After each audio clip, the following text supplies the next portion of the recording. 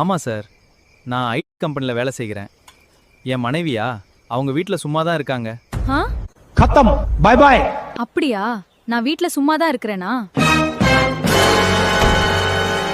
சரி, நாளைக்கு தெரியும் நான் எப்படி சும்மா இருக்கிறேன்னு. எங்க போற? சும்மா வாசல் பெருக்க போறேன்.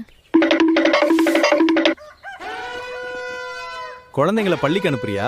இல்ல, குழந்தைகள் பள்ளிக்கு போற மாதிரி நடிக்கிறாங்க. நான் சும்மா அவங்களுக்கு தயார் பண்றேன். என்ன பண்ற? சும்மா வீடு கூட்டுறேன். சமையல் பண்றியா? இல்ல, சும்மா பாத்திரங்களோட பேசிக்கிட்டு இருக்கேன். சாப்பாடு ரெடியா? சும்மாதான், பக்கத்து வீட்ல இருந்து கொடுத்தாங்க. துணி துவைக்கிறியா? சும்மா தண்ணிக்குள்ள துணியை ஊற வச்சு காய போடுற மாதிரி நடிக்கிறேன். இப்ப என்ன பண்ற? சும்மா உனக்காக டீ போடுறேன். எம்மா, எதுவும் சும்மா இல்ல.